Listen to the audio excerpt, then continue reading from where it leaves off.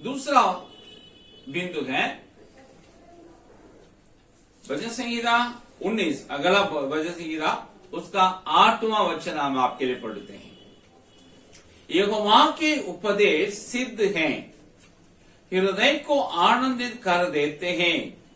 यहोवा की आज्ञा निर्मल है, वो आंखों में ज्योति ले आती है। ये 19वां भजन संहिता भी दाऊद का ही भजन है, जिसमें वो परमेश्वर के प्रकटीकरण के बारे में बात करता है। इस अध्याय के पहला से 6ठे वचन तक आप पढ़ेंगे, ये हमें मालूम हो रहा है परमेश्वर के सृष्टि में उसके प्रकाशन उपलब्ध है।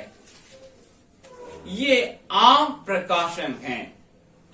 और 7वां वचन से लेकर के 14 वचन तक आप पढ़ेंगे, ये वचन, ये भाग बताता है कि परमेश्वर का प्रकाशन उसके प्रेरित वचन में अर्थात पवित्र बाइबल में उपलब्ध है। ये है खास प्रकाशन। आमतौर से परमेश्वर को जानने के लिए चाहे वो व्यक्ति अविश्वासी भी रहे, नामधारी मसीही भी रहे या ईसाई रहे या जिनका बाइबल नहीं है, वो भी परमेश्वर को जानने के लिए उसकी सृष्टि पर्याप्त है। लेकिन परमेश्वर को और गहराई से जानने के लिए उसके गुण, स्वभाव, वो हमारे लिए आपके लिए क्या बना के रखा है, ये सब बात जानने के लिए, खास तौर से परमेश्वर को जानने के लिए ये बाइबल को पढ़ना होगा। ये बाइबल में परमेश्वर के बारे में खास प्रकाशन उपलब्ध है, प्रकट है। इसलिए वो कहता है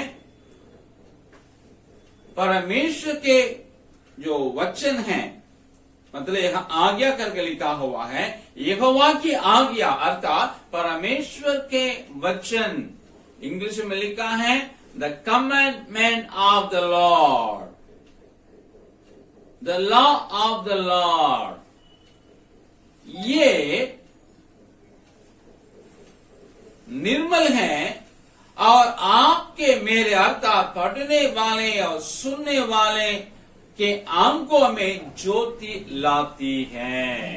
the commandment of the lord is pure, enlightening the eyes, उसमें ज्योति लाता है।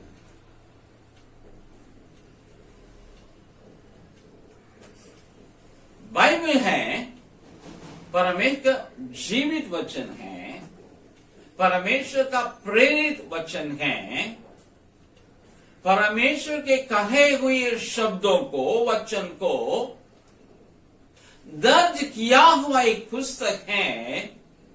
इसलिए इसमें जो कोई वचन है वो प्रेरित है परमेश्वर के, और उसमें जीवन है, और वो पढ़ने वाले, सुनने वाले जीवन में काम करता है, उनके आंखों में ज्योति को लाता है। बाइबल को पढ़ने से क्या मिलेगा? परमेश्वर को जान सकते हैं, उसको अध्ययन करने से परमेश्वर को समझ सकते हैं। उत्पत्ति पहला अध्याय का पहला वचन, यूहन्ना 5वां अध्याय का 39 वचन, ये दोनों क्या बताता है? बाइबल को खोलते हुए या बाइबल को पढ़ते हुए यहोवा परमेश्वर को जो सृजनहार है उसको, वो जिसमें प्रकट हुआ यीशु मसीह, उसको वो हमें परिचय कराता है। पढ़ने वाले परमेश्वर यीशु को जान सकता है। भजन संहिता 4:7 बताता है परमेश्वर के वचन से हमारे अंदर आनंद और खुशी और मगन चले आते हैं, और उसको पढ़ने वाले बुद्धिमान बन जाते हैं। नीति वचन पहला अध्याय 4 कहता है, और रोमियो का 12:2 बताता है कि इसको मानने वाले के जीवन परिवर्तित होता है, उसका आत्मा, उसका जो हृदय है, उसका जो भीतरीय मनुष्य है, उसमें रूपांतरण हो जाता है।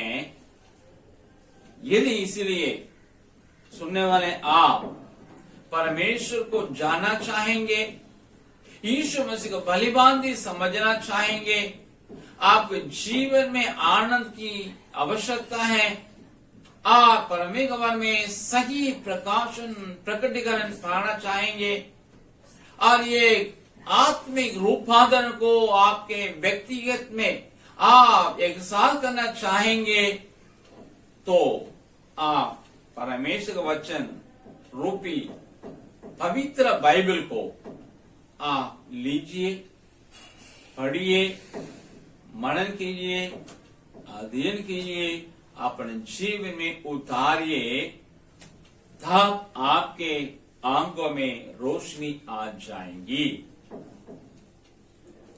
बिना परमेश्वर के वचन के किसी के जीवन में रोशनी कभी नहीं आती है।